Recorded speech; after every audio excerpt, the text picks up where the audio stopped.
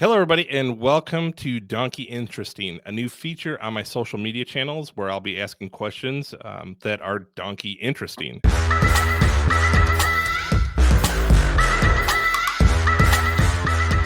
For whatever reason, strange chemical reactions in my head have made me decide that I want to start interviewing people that I find interesting.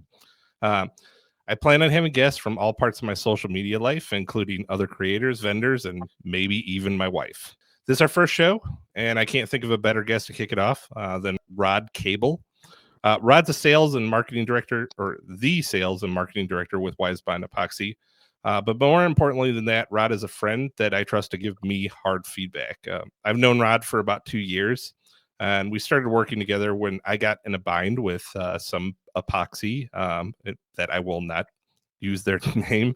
I think sales should take note on this one. I feel like half the battle is just reminding people that you exist, and Rod did a fantastic job of that, but not really offering up much more initially than just getting to know me and, of course, gossip. And I love gossip. I feel like Rod is the perfect guest for my first show, not only for me to be able to kiss up to my partners, but his support for the growth of Screaming Donkey has far surpassed anyone else. So hello, Rod, and thank you so much for agreeing to be here today. How you doing, Donkey? Nice to see you. Thank you. So where are you out of right now? So where are we calling you from? I'm in Florida. Florida. I live down here. Our facility is in Bradenton, Florida. Okay, very good. So I got a couple of questions for you. So here's kind of how we'll be going. So off a series of questions. At the end, you'll have an opportunity to ask me a question. It can be anything on or off topic, and I'm going to treat it like truth or dare rules. And as if I have answered truth. So when we get to the end my questions, I'll ask you if you have a question for me. I'll start with a nice little softball if you're ready to go. Are you ready? Let's go. All right. How long have you been slinging epoxy, and how did you get started? So our main company is a deck fastener finishes company that we manufacture deck building products. And our sister company sells hardwoods. And since our deck fasteners for hardwood decks like Ipe and Grappa and Tiger Wood and stuff like that, our sister company has a hardwood lumber mill, and they were making slabs and all that kind of stuff. And this was way back right before COVID, and they were using epoxy, and we kind of looked at it. And this was, like I say, this was late 18, early 19, and they came to us and we talked about it, and we thought, let's look at making our own epoxy. Let's look at how we can do it. What does it take to get into it? They were using epoxy, making river tables. Oh, I got you. They were making river tables. Yeah, because they mill slabs, right? And it just was kind of like, hey, you guys, you know, our company was very connected with the retail world and big commerce and stuff. And so we looked at that, and we're a manufacturer, and we thought, well, let's get into that. So we started coming up with our own development, our own epoxies. We tested more formulas, different formulas and stuff like that. And so in 2019 is really when we broke into the market, when I think the whole river table and epoxy tables and everything just blew up. We were, well, it was around, the pandemic, and everybody was staying home. And so we hit a home run with Wisebond. Yeah, you did. Definitely. Yeah, we did. Next question. So, because we're talking about epoxy, right? So I'm sure you got to deal with customers a lot. So what is the most common mistake that you've seen people make when using Wisebond products? Mixing. I mean to tell you, the ratio. just come on, folks, read the directions. When we first started, this is funny. When we first started, we had very simple instructions on the labels, and the longer that we kept going, the more real estate I needed on the label for more. Don't do this, don't do this, don't do this, don't do this. Don't clean your bucket out with water right before you mix it up. I mean, the deal is, the biggest mistake people do is, we sell you in our 1.5 gallon kit. We sell you a 1 gallon, and it's 1 gallon. We sell you a half gallon. It's half gallon. It's right on by weight. But people will take both jugs and they'll pour it, and then they'll mix it. Well, they think that because they're mixing an A and a B together, well, it's A and B, it's going to work. But it's a chemical reaction. It Right. has to be on ratio. I mean, you can fudge a little bit, but come on, Right. folks, just don't do this. Use use the clear mixing bucket. Measure your 2-to-1 ratio. That's the worst thing, and it's crazy. So I don't know if you watch Chris from Four Eyes at all. So he had a disaster. I think it was the video before last, and basically ended up with soup in his in his table, right? And he went back and looked at the video, and he messed his ratio up when he put it in. So he's partnered with Total Boat, and they have the pumps that you can get that match it up, and he got that. And I was watching him going, oh, thank God I've never messed up my ratio. The same week, I double poured my A. And I just kept waiting for it to harden, and it just never did. So yeah, that was a fun one. So yeah. We've had people, we've had people that have just poured A or B, like on a tabletop epoxy. They've just poured A or B all over the table, and then they call us and go, "Why?" And then we go, "That's our number one question to customers. Let's talk about your mixing, and let's start from the beginning. What'd you do?" And then 99.999999999, it's always so the very basics of everything. Read the label, right? So yeah. All right, so I'll go in this a little bit of a harder question now. So, and then if you don't feel comfortable answering that, but I totally understand. But what do you think is the worst epoxy out there right now, and why?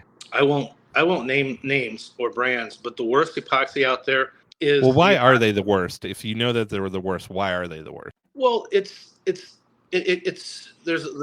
some other things to this. Is that the worst epoxy out there for and I do not say this because of my brand. The worst epoxy out there is the cheapest epoxy out there. Right. Everybody goes for price, and all they want to do, because the better name brands are a little higher, and the worst epoxy out there is the cheaper ones, because they do cut corners. They do get seconds on their batches. They do get seconds of raw materials and this, and you're getting the cheaper epoxy. Great, fine. But when something goes nuclear on you, when you're during your exotherm, or it cracks, or you get dimples, or your flood coat is just horrible. Well, why is that?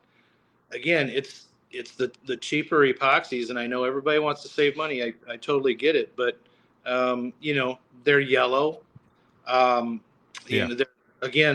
raw materials are seconds, and to be a quality epoxy, you really have to have good materials. And that's actually kind of I was watching videos and trying to figure out which epoxy I was going to use, right? So, and early on there was a couple of, like, during the pandemic, I believe, maybe shortly after, there were some like tests that people started doing, like seeing how good everyone's epoxy was. It was amazing to me, the difference between I think Wisebond won both in hardness and in clarity in that competition that they had.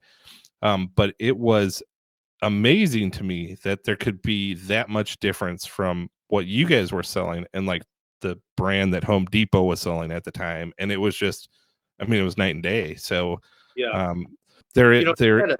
he had a lot of name brands. He had a lot of name brands there, and I know what video you're talking about, where where the video starts with all the way across, and the differences are, it's insane. And he had name brands there. He had big name brands in that.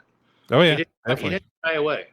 No, he did not. He had all of them, and it just like I said, I got blown away by and by experience too. So I learned some of the idiosyncrasies of them. So I don't think, I've heard people like jump on certain epoxies and be like, "Oh, this stuff is terrible," and I think a lot of it, like, well, you poured it 3 inches, and you're like, well, they say they can pour 4 inches, and you're like, yeah, if it's like 65 degrees and and you got fans running all over it. That's called creative marketing. Yeah.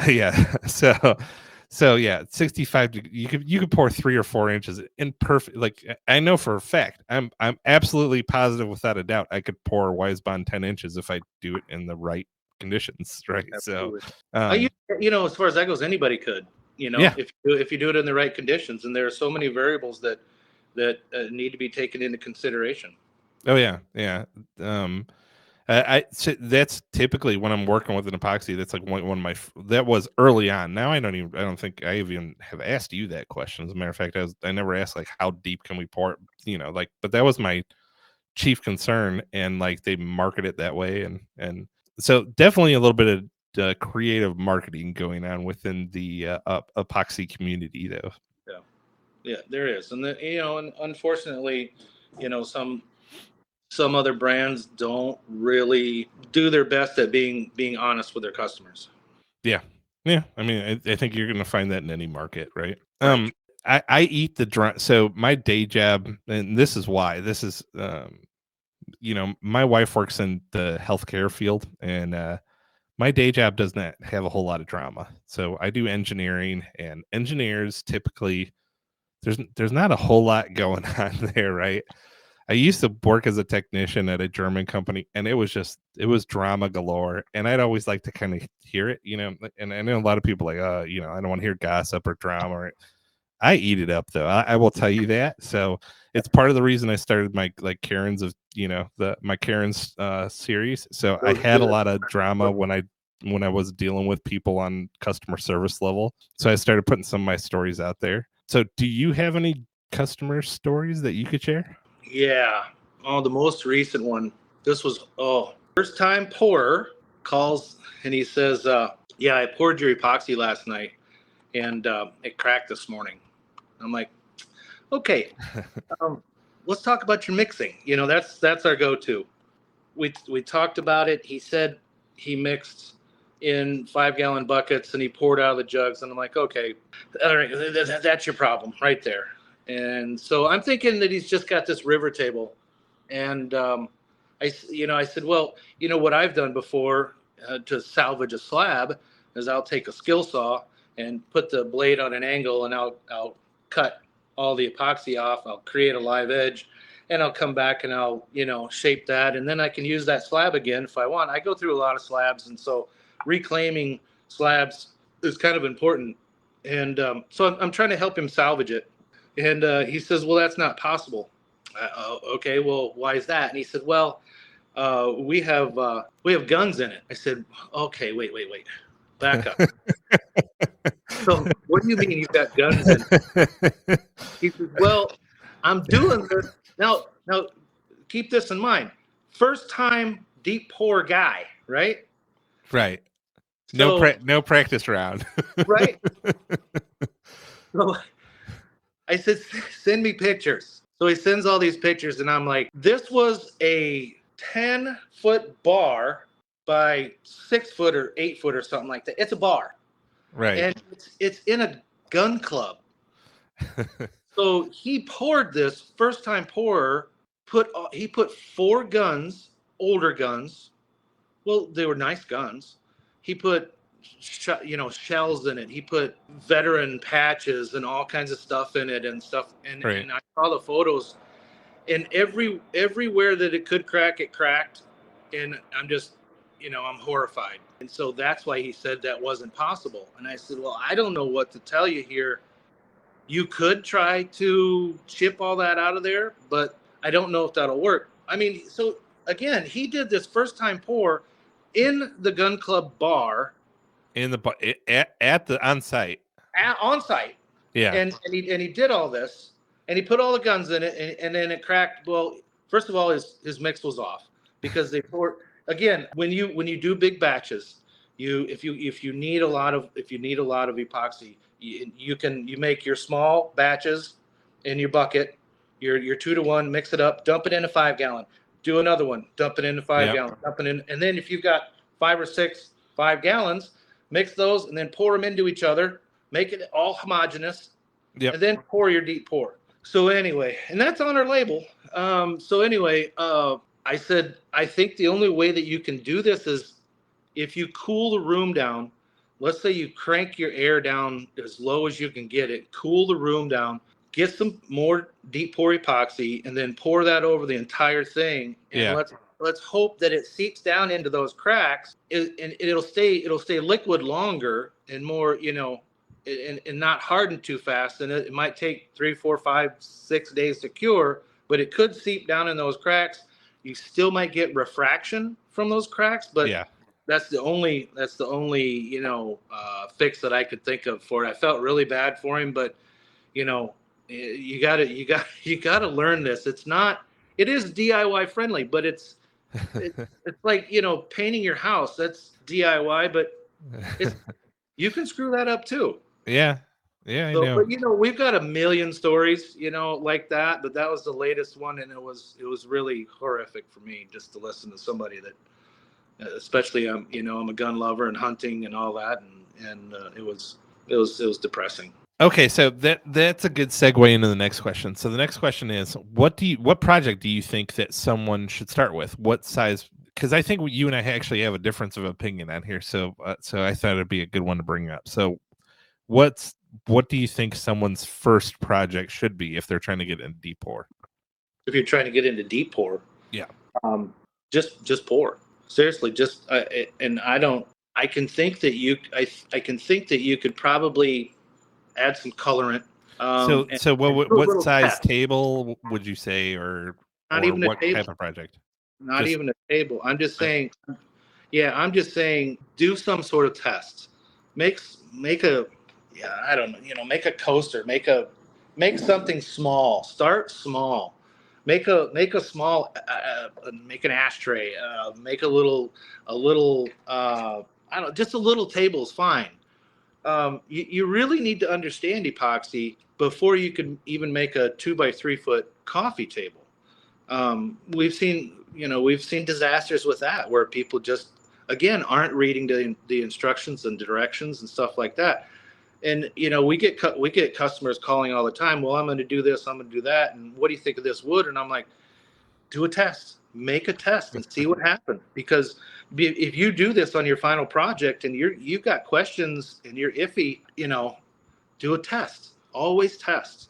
Yeah. So I have a little bit of a difference of opinion there. That's why I wanted to bring it up, is because I think it's kind of, there are some people who they're going to mess it up no matter what. Like there's just some people who they're going to find a way to mess it up. So when someone asks me like, how do I get into this? Like, what's the best way to get in? My advice to them is always do a coffee table. I say, a decent, do a 2 foot by 4 foot coffee table, which is a decent sized table, right? And because after that, they're going to know if they want to get into it or not. They're going to know if they can follow directions or not. I don't disagree. I agree with that wholeheartedly. I'm just like scaling that down. Yeah. And just to have people kind of be like, it kind of goes back to what we were talking about earlier, is the cheaper epoxy. And it's still, even though it's cheaper epoxy, it's still expensive. Yeah. And so, little tests here and there. I do so many tests in my shop. I'll do a coffee table, right? So the prime example is the pickle table, right? I literally had freeze-dried pickles sent first. We tried out 4 or 5 different types of pickles to come to find out, right? And if I didn't do that, it wouldn't have worked, because come to find out, the brine in the pickles made the epoxy cloudy. Like if it was too salty.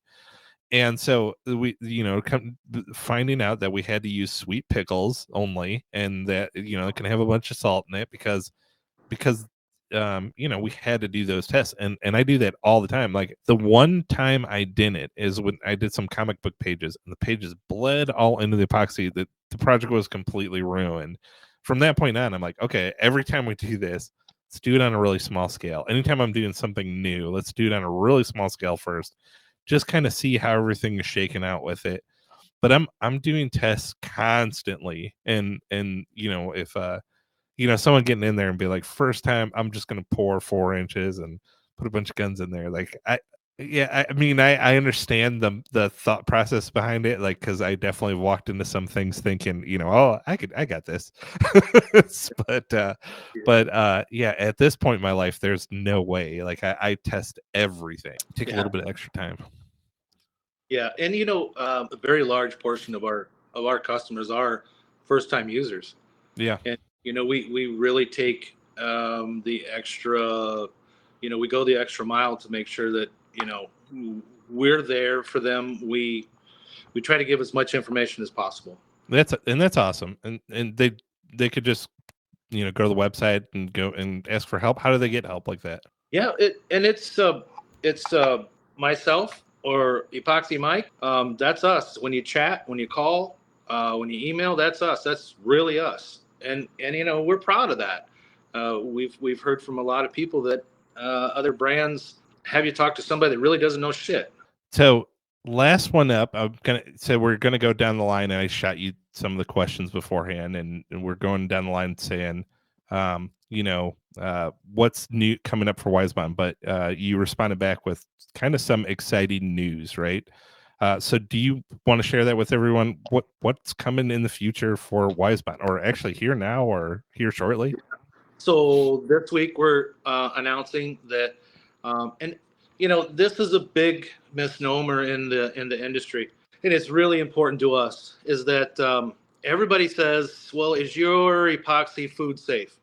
I get that. You cannot believe how many times I get that question. I get that question all the time for people doing cutting boards and charcuterie boards. So it is a real question that I get all the time. Well, the really big thing on that is how the words food grade and food safe get mixed. Food grade is completely different thing. Food grade is like for restaurants and food machines and stuff like that in a very thin film. Now, food safe, can your food touch epoxy? Well, we went through third-party laboratory testing, and we have now the testing results back that our current epoxy formula for deep pour and tabletop are safe for food contact. And this all hinges on, sorry, I'm going to be geeky on this. No, that's great. It's a big deal. But there's the FDA CFR 175-300 standard, and that is resonance coatings. A lot of brands will lean on that, and they'll say, because in that CFR it says, well, you can't have these chemicals in it in your epoxy. Well, okay, sure. Well, your chemicals, you don't have that, so you can. A lot of brands, and we did that in the beginning too, will lean on that and say, okay, we're food safe, but you really need to be tested for the extractions on water, and there's some other things and stuff like that. And we had all that done, and we passed the extractions, meaning that once it's cured hard, anything that will harm you will not leach out. And so that's Excellent. huge. That's huge for us. Yeah, So that is huge. Is there anyone else who has that recognition? there's a few. Okay, good. Yeah, there's a few out there, but not. I can tell you, we're one of the few. And when I say few, there's few. I totally understand. We're going to have it on our bottles. We're going to announce it that we are safe for food contact on our tabletop and our deep pour. And we think that's great because, again, that whole question has come up for years and years. Man. And it's very important that we do what we can to be this one of the safest epoxies out there. I'm not saying you're going to eat your scrambled eggs on it, but you probably could. But again, the cutting boards, charcuterie boards, and stuff like that. That's a charcuterie board. That's fine. Cutting boards, no epoxy. I don't care, because if you're going to cut on it, you could get chips of it. Don't eat it. So keep it on your hand. That's what I tell people all the time. It's can you make me a cutting board? I get this all the time. Can you make me a cutting board? And I'm like, well, I don't make cutting boards, but I always tell them, like, it's plastic, right? So do you really want to eat plastic? Right. Like, we all know, like, we eat cellulose all the time, which is wood. We all eat wood all the time. That's fine, but I wouldn't want to eat plastic. so that's what I tell everybody. I'm like, you don't want it. Like, if you're doing a serving tray or something like that, totally fine, but don't do a cutting board. That's all of the questions that I got for you. is there anything that you wanted to ask me? Any good ones that you got for me? I asked you. I got a couple here. I asked you. Oh, you got a couple. I asked you on TikTok one time if you could make a banana table, and you never replied. So I'm going to make a banana table.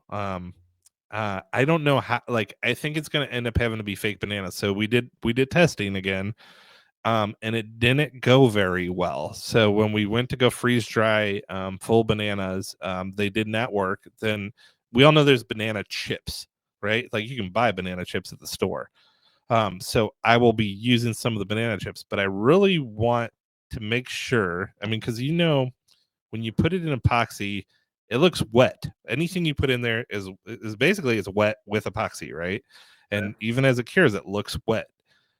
So a lot of testing I do revolves around that. Like, does it still look like the product that we want it to look like after we put it in the epoxy? And bananas don't really look like bananas anymore after you put them in epoxy.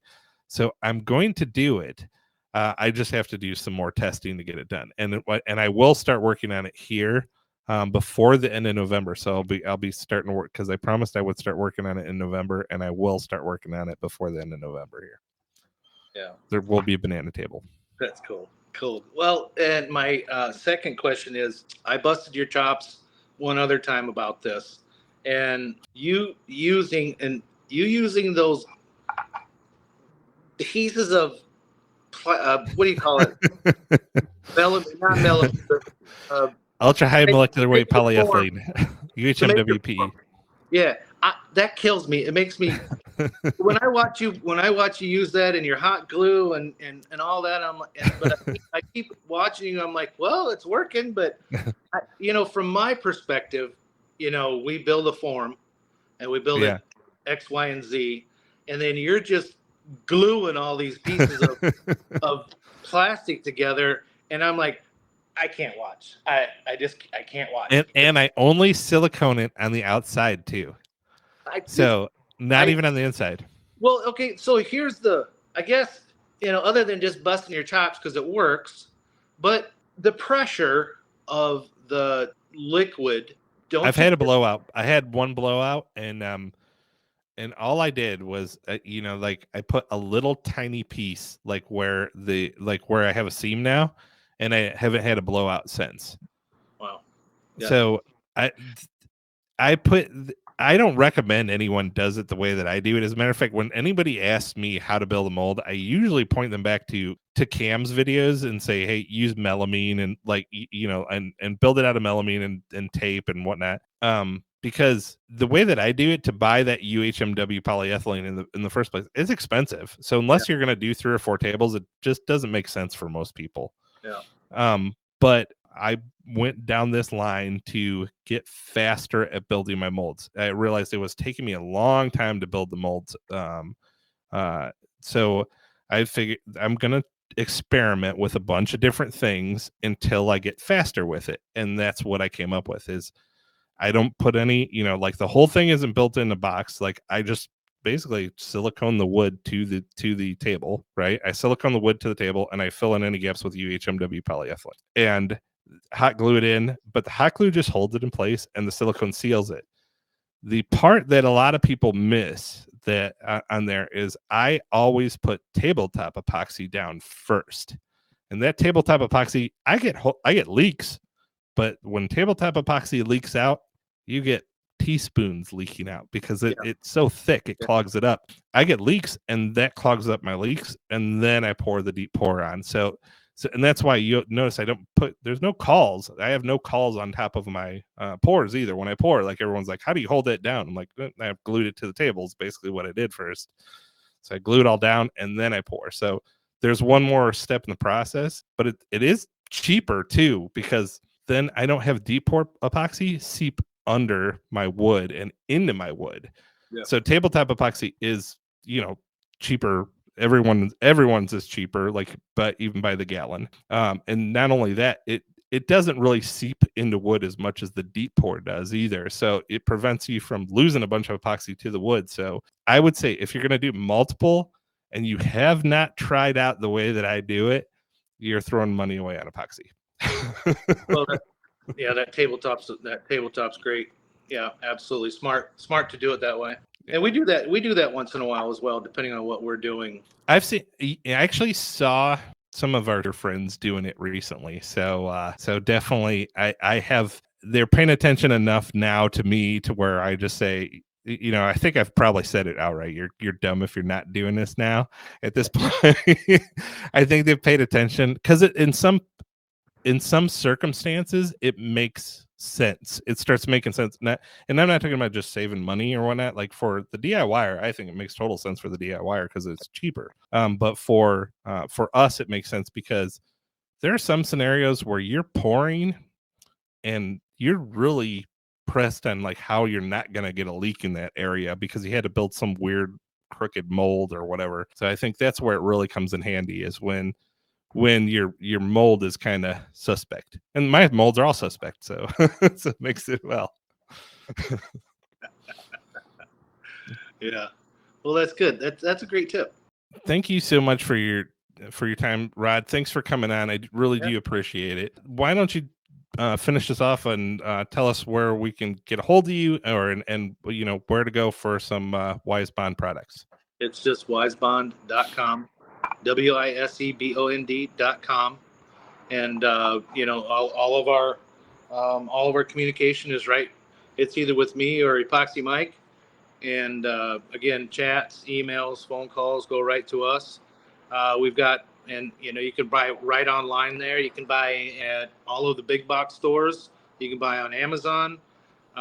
You can really get it anywhere. Thing real fast is we're going to have we're testing a 24-hour deep pour right now. We're trying to perfect that. We've got something really cool in the works as far as casting goes. A different formula for casting flowers, which is really cool that we're working on. So that I'm definitely interested in. Yeah, we're really pumped for some of these. Very good. So I will definitely, how I am, how I roll with it. So I definitely want to be in the forefront of the testing. So, yeah, we're looking forward to it. But thanks again so much for joining, and thanks all of you for coming to see us today. I do appreciate it. Until next time, have a fantastic day. Thank you.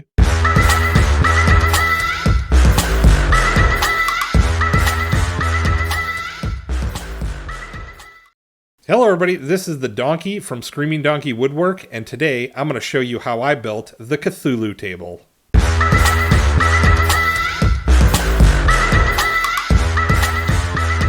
But first I want to tell you a little bit about me and what I'm doing here. I am not a YouTuber and I'm barely a woodworker. But a few years ago my wife asked me to make her a dining table to keep me from destroying the house with home renovation projects. And I saw Black Forest and Blacktail making these great epoxy tables, and I figured, how hard can that be? And the absolute worst possible thing happened.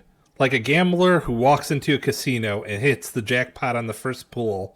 My first table turned out pretty good. Just like that, I was instantly hooked, and I knew that this was going to become my new hobby. If you're wondering what happened to my last hobby, well, we moved to a house on a big curve, and if I would have done my old hobby there, people probably would have crashed and not survived. Plus, I've found that giant flamethrowers make the neighbors nervous. So from then on, I was like, well, I guess I make things out of wood and epoxy now. And what started off as the traditional Blue River blue epoxy table, then the Black Walnut black epoxy table, turned into this weird obsession to see how weird I could get with the wood. Over 11 million people have seen me make a table full of pickles. And it wasn't on YouTube, because I am proud to say I am a 45-year-old TikToker. So why am I jumping back into YouTube now? I have had the weirdest idea for a table, and now it's going to come to fruition.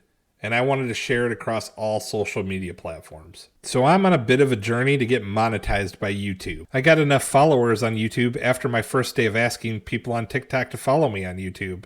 Unfortunately, though, I need 4,000 watch hours, and my videos are usually just over a minute long. So if you want a chance to win an awesome giveaway table, watch this to the end. If you like what I'm doing, hit the subscribe button. And anybody subscribed to my channel, when I hit that magic number of 4,000 watch hours, will be automatically entered to win A table that I probably would value at about $6,000. And if you think this Cthulhu table is cool, you ain't seen nothing yet, because the next one I do will be the best table I have ever made, if I do it right. Otherwise, it'll just be a piece of garbage that will end up in a dumpster. So enough plugs, and let's get to the commentary. Now, you may notice that I make my molds a little bit different than everyone else. I use polyethylene, and you might see that with Black Forest. They use it just for their table, but I also use it for my sidewalls. I use hot glue, and I glue it down to the table, but that's only a structural glue up.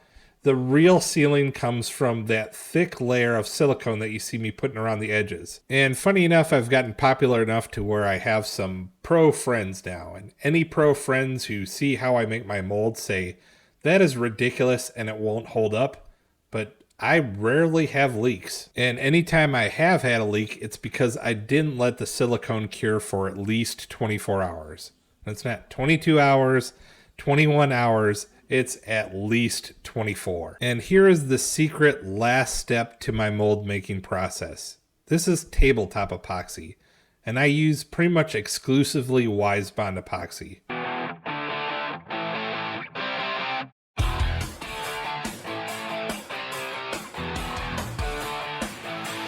That first pour is only a 1/4 inch thick and seals up any potential holes I may have missed in my mold making process. So if I do get a leak, it's going to be tiny, but not only that, it glues my slab down to my table. So then when I do my deep pour, I don't have to worry about my slab floating away. If you're a DIYer, it is not worth buying the polyethylene to do this. It's too expensive. I would definitely buy melamine if I was only making 1 or 2 tables. But at 3, you start to get a discount because you don't have to throw that melamine away, and that's about what it costs, about the same as 3 sheets of melamine. And these strips have lasted me through about 50 tables, and they probably got a few hundred more left in them. So here we're using our Wisebond deep pour epoxy, and the reason I use Wisebond is because it is the hardest and the clearest. There are many decent brands of epoxy, well, not many. There's a few decent brands of epoxy out there, but if you're going to make a $4,000 table, why not use the best epoxy? And this is the moment I started to fall in love with this, and we get one of those great shots where you get to pop the bubbles with the torch here coming up. Really, I don't get to do that all that much because a lot of the epoxy I pour is clear, but here's some bubble popping for you.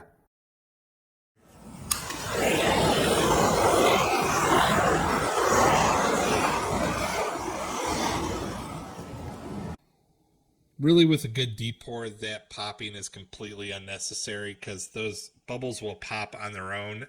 And plus, we have mica pigment in this, and even if they didn't all pop, it would mask them very well. The only thing I would say is to run a paintbrush along the inside to get any bubbles that are stuck to the wood off of that. That will help out a little bit with what your final appearance looks like. Here we're just using the Jello shooter syringe to spread some of that epoxy around into some of these deeper voids. You notice I'm not filling it all the way up to the top because shortly here we're going to come back with some clear and pour it right over the top of everything. So this is just for the camera swirling. This does absolutely nothing swirling it now. You have to wait until it's been at least 24 hours to start swirling your epoxy. And I would say don't swirl it right in it like you're writing gibberish, and the pattern will come out so much better. And now finally we're mixing up our last layer, and that is a clear layer of epoxy, and we're going to go ahead and mix this up, and this time we're going to degas it. If you're paying close attention, you'll notice there's 2 cups that are inside the table, and I kept trying to figure out a way to weigh those down because I wanted to leave 2 voids in the table, and I figured it out just as I was mixing up my epoxy.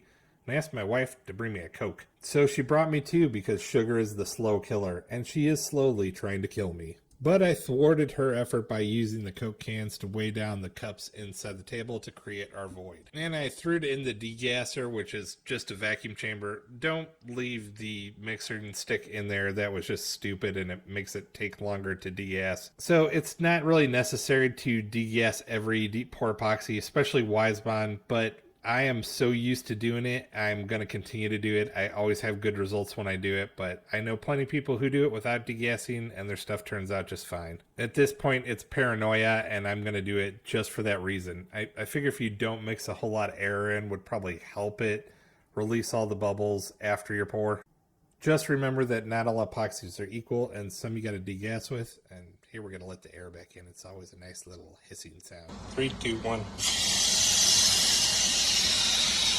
The bubbles didn't disappear, they just shrank back down. That vacuum chamber allowed the bubbles to expand so they would rise to the surface, and then when we let the air back in, they all shrink back down to itty bitty, but we get 99% of them out. You'll see that I'm pouring down that paint stick, and the reason you do that is the same reason you pour a beer down the side of the glass if you don't want a bunch of foam in the glass. It limits the amount of air that you're pushing back into the epoxy. So there is a perfect time to pour this clear epoxy, and that is when your first pour of deep pour is tacky still. You don't want it to be completely firm. You want it to be to where you can kind of stick and see your fingerprint in there. Now this will ensure that you get a good chemical bond between both epoxies and they'll actually be bonded together. If you pour it a little bit earlier, you actually get this cool little ripple effect on the epoxy. So usually I time that one out because I have the exact temperature set in my shop all the time.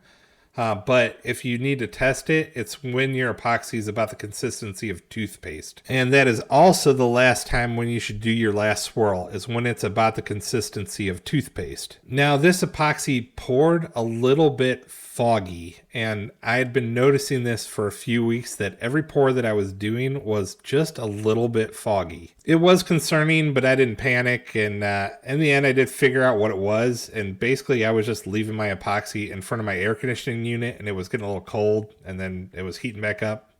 So when it did cure, it cured crystal clear, as you'll see in a second here, and then we popped it out of the mold.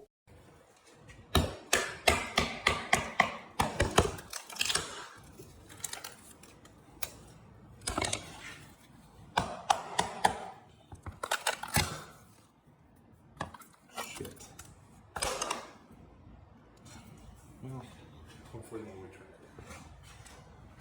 I forgot about that.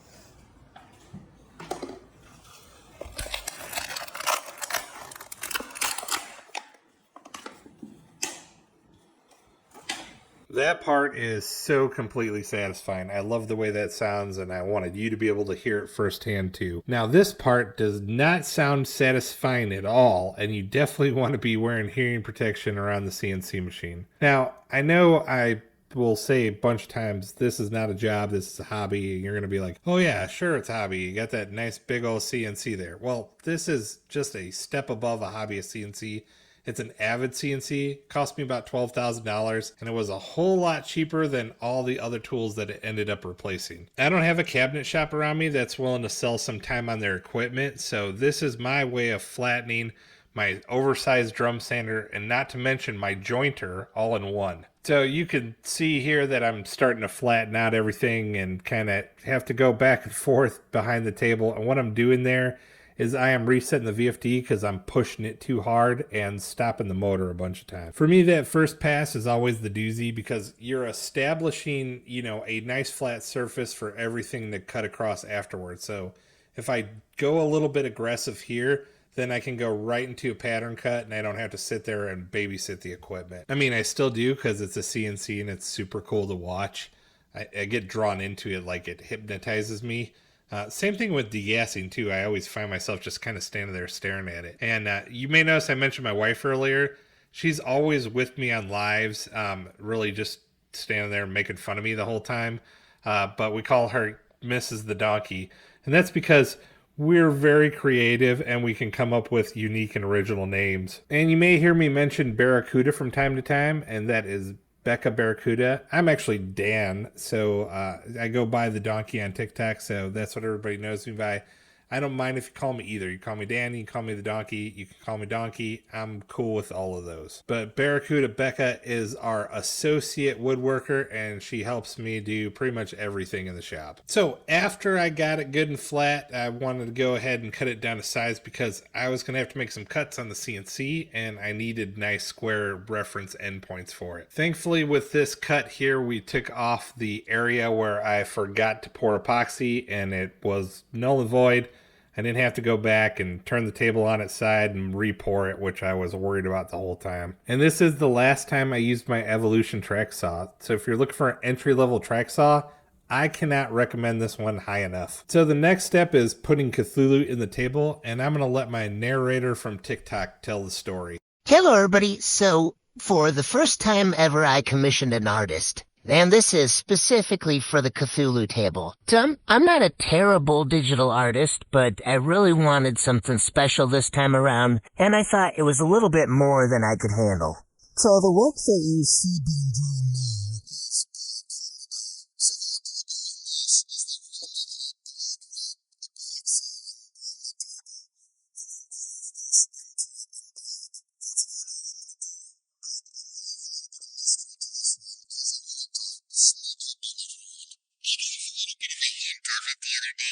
I said that the pickle table that I'm working on now is a little bit of practice for the Cthulhu table. And this right here is what we're starting with for the base for the Cthulhu table. I'm excited. Are you excited? I've got a lot of cool tables in the pipeline right now, and I'm super excited for what this year is going to bring us.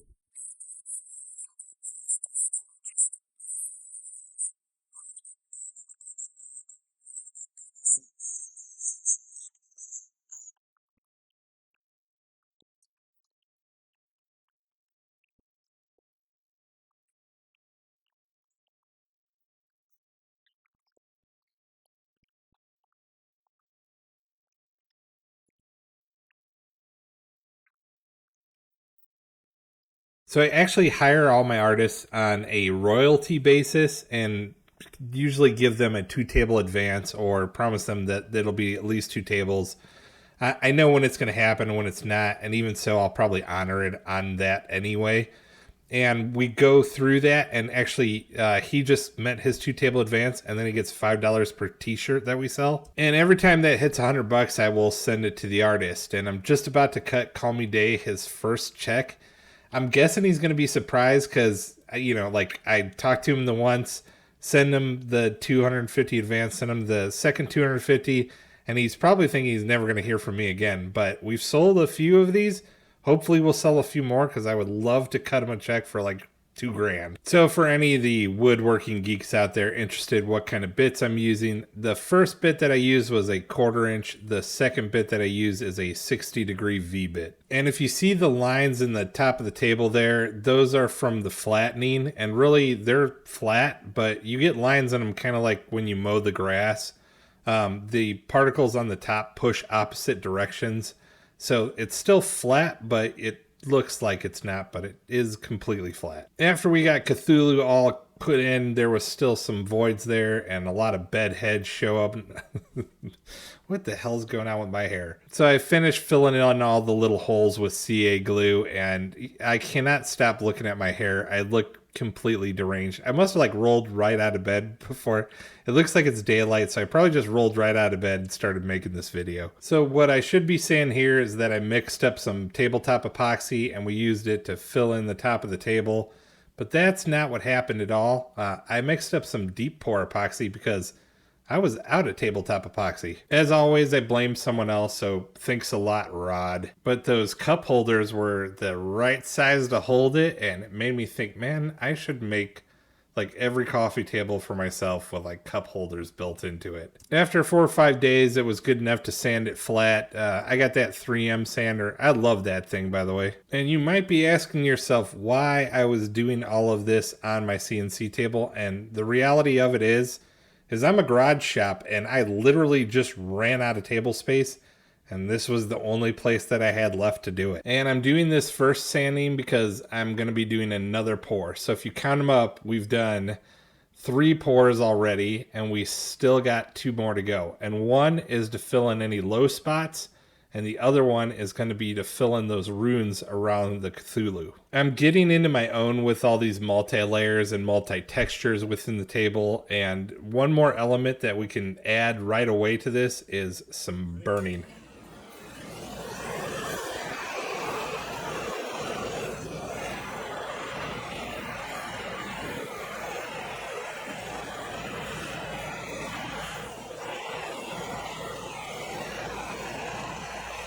So I'm burning around all the runes. I called the owner and I wanted to put in some lime green, like glow in the dark epoxy. And I didn't know how well that would fly. Normally I wouldn't even ask this question, but I had to this time around because it was such kind of an outlandish ask. I thought it would look really cool, but I didn't want to do it without running it past the buyer. And burning it was just going to make it pop out a little bit more. So I ordered this lit pigment, and it didn't come in for like a month. So I ordered it about a week before I needed it, and still not getting it for a month. We really just ended up putting the Cthulhu table on hold for a whole month, just waiting for this pigment to come in. Bad planning on my part for sure, but Stuart Sempe just kept telling me, yeah, it's coming, and they never sent it either. I'm totally fine if vendors make mistakes and their shipments are late or whatever, but just tell me, don't like keep it a secret. Shouldn't be a secret. I shouldn't find out 3 weeks into it that you guys had a problem with your suppliers. So for me, I'm very upfront. It takes as long as it takes. I will have delays in suppliers. I will do that, and I'm not going to promise anybody a time. And I let them know that. I'm booked out a year currently, and I tell people, yeah, I'll probably be able to start in a year, but I don't know what it's going to take to get that table finished. And God bless the people that buy from me, because I am a terrible person to buy from, and I'm booked out a year, and I don't let you make too many decisions on the table, and I'm kind of overrule you if I don't like it. And I don't know how you guys put up with me. I do appreciate it so much. I have no idea how I got this many followers and this many customers. I really do appreciate it. I feel the love every day. For as pissed off as I got with the delay, I do still have to say that the product itself is pretty spectacular. That lit pigment glows with heat or light. Oh, wow. I forgot the dizzy table spin effect here. So this is my clamp camera, and it worked fantastic, except for when I went to go use the buffer. And then during the live, one of the people watching was like, is this what it's like to have an aneurysm? And I have a voice that talks to me while I'm doing the live, so I can hear what everybody is typing. And I heard that, and I'm like, what is, what's going on with it?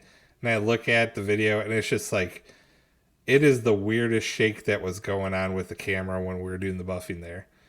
Here I'm just applying some CA glue, filling in the last little pits. There was a ton of punky wood on this build. As you can imagine, with anything that's rotted and has a lot of termite damage, there is a lot of backfill with a CA glue and with the epoxy, and we just kept going back and back and back on it. And at the end of the day, it all ends up being worth it, but it really is a ton of work. Here I'm just backfilling some of the problem areas on the bottom of the table, and on the edge there you could see I have a little bit of the aluminum tape, and I pour it all in, and I use the aluminum tape when I'm going to use the torch, because any other tape kind of has a problem with it. The paper tape melts. Oh, look at that. And the plastic tape will shrink, and you will get a leak all over the side wherever you're trying to go into it. And there's that pigment again. It did turn out great. Here we're pouring an octopus, and I bought this off at Etsy, I think. And so with all intent to break his head off and shove him into the table. So we're all the way to wet sanding, and we start at 350 and wet sand all the way up to 2000 grit. And then we go with the 3M heavy and polish the table up with the 3M machine polish. So after we do that, we spray it all out with a water bottle, and that just gets out all the little schmutz that was left over, because all of the polish wants to go in the grain of the wood, and that's really the only way that I've found to get it out. I will say this, don't let it sit overnight. I learned that the hard way. If you're going to polish, you need to go back that day and spray it all out. I am going to try to use a pressure washer to do it because it is a ton of work to do with a hand spray bottle. I've been kind of apprehensive to do that because I don't want to push water into the table. But we're going to try it on a scrap piece of wood, check it with a moisture meter afterward to see if we did push water into it. If we did, we'll stay with the spray bottle because I know on the flat grain with the spray bottle, there really isn't much of a change in the moisture content when we do that. Now, I wouldn't do that on a burl at all because I feel like a burl will absorb the water more, the same as I would not do it on end grain either. And this has always been the intended purpose of our cup holders, is to put some octopus legs coming out of them. We just backfilled that with some epoxy. But before we can show what that looks like, we have to put on some legs. And I got these pie-looking legs from Flowy Line. And they really were wrapped well. That's what I can tell you. So I unwrapped these, and I kept them in my shop. And then I sent the buyer another set from Flowy Line. And I thought maybe it was just me that took so long to unwrap them. But he was like, it literally took me longer to unwrap the legs than it took me to put them on. And so good job on you guys, Flowy Line. Good way to wrap your packages well and protect your products. However, I would appreciate if you stop using my videos without compensating me for it. That would be fantastic. The one thing that I did wish for these legs was that the slots were a little bit bigger, because these bolts that I'm using are relatively small, but they're almost too big for these Flowy Line legs. I probably could get some smaller inserts and have an easier go at it. But I mean, they're just about the right size. They're still slotted, so it leaves room for the wood to expand. But I wish they were a little bit bigger. And here I use a very scientific method of counting to 7 Mississippis before I try to insert the insert into the table where there's epoxy. And so the idea is you heat it up and it kind of melts through the epoxy a little bit, as opposed to using the wood glue like I do on the other inserts. And if you think, like there's no way I'll do it again, you're right until you are wrong. Because I got it in and then knocked it out. And trust me, it takes like every bit of restraint in my body not to reach out and burn my hand on those, because really you just want to reach out and grab it. So after you get it all in, the hope is that all the bolts go in like smooth like butter. And here, one of them didn't, because I misaligned one of the holes. And if you go back and watch the video, you can actually watch the leg slide out of place when I was tapping it in. So it's pretty obvious where I made the mistake. So I cleaned it up real quick, redid the insert, and then we put our first layer of Rubio Monocoat on the bottom of the table. And that's not bad looking by itself, right? Totally not bad looking. Totally, that would have been something I would have sold the first year I was making tables. You'll notice I do not recess my legs, and that is because I don't expect that many of my customers climb around under the tables. Now, I know that's like the thing to do now, and they think it looks better. But I can tell you right now, I'm sitting at the puzzle table, which I've made, and I have never once noticed that the legs are not recessed. And I walk to it from 35 feet away when I walk in the room. There is no way to tell. I mean, I could, for a coffee table too, maybe you want to improve your dog's view. I'm not sure why. Here we go. We got a nice thick layer of Rubio Monocoat on it. I don't put it on the clear, but I'm not necessarily trying to avoid putting it on the clear epoxy. There's no need to put it on there because it's just kind of a waste of Rubio. And Rubio is super expensive, but I don't think it will be for long because they're getting a lot of competition out there. They're going to have to lower their prices if they want to stay competitive in the market, because a lot of the products are very similar and have very similar results. And that brings me to nano coating, because with the nano coating at the end, the finish ends up being almost identical to the cheaper stuff.